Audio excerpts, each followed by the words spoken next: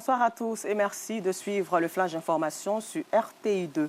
Ce lundi 19 mai marquera la date des examens du CEPE, certificat d'études primaires élémentaires session 2025.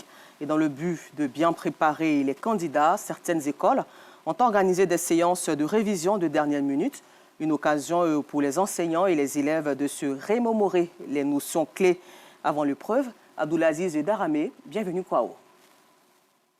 À l'école primaire Cocody Danga, un silence règne dans la cour.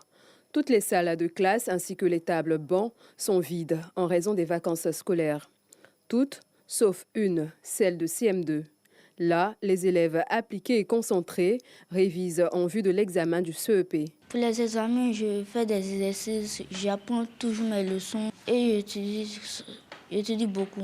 Actuellement, nous faisons des révisions avec notre maîtresse pour les examens. Je m'organise à pouvoir bien réviser mes leçons et aussi à pouvoir bien apprendre mes schémas. Je me sens prête à aller affronter les examens parce que notre maîtresse nous aide beaucoup et aussi j'étudie à la maison. Pour Ruth, institutrice de la classe de CM2, accompagner les élèves jusqu'au dernier moment est une mission qu'elle prend à cœur. Nous sommes présentement en train de préparer les enfants pour l'examen de l'entrée en 6e qui aura lieu le lundi 19 prochain. Comme vous constatez, pour les dernières révisions, nous sommes dans une séance de mathématiques parce que les enfants ont beaucoup de difficultés en mathématiques. Donc, on essaie de remédier un peu aux différentes difficultés qu'ils ont vu tout leur parcours au cours de l'année scolaire. Même ambiance à l'école primaire Jean de la Fosse.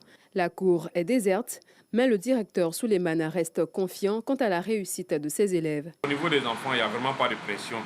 Parce que l'examen, ce n'est pas maintenant, c'est depuis le début de l'année.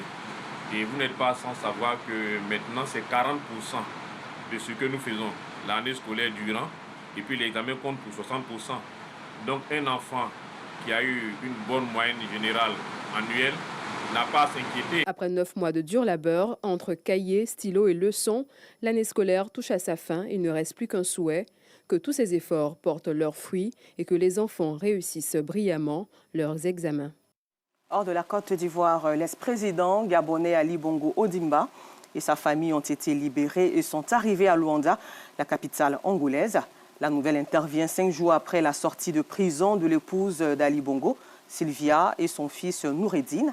La famille était détenue depuis le coup d'État mené par le général Brice Clotaire Olengi Nguema en 2023. Et puis au Tchad, l'ancien Premier ministre Succès Masra a été interpellé ce vendredi 16 mai à l'aube à son domicile. Si aucun motif n'avait été communiqué lors de son arrestation, le procureur de la République tchadienne a ensuite accusé l'opposant d'incitation à la haine. Rendez-vous à 19h30 pour le temps d'information complet, toujours sur RTI2.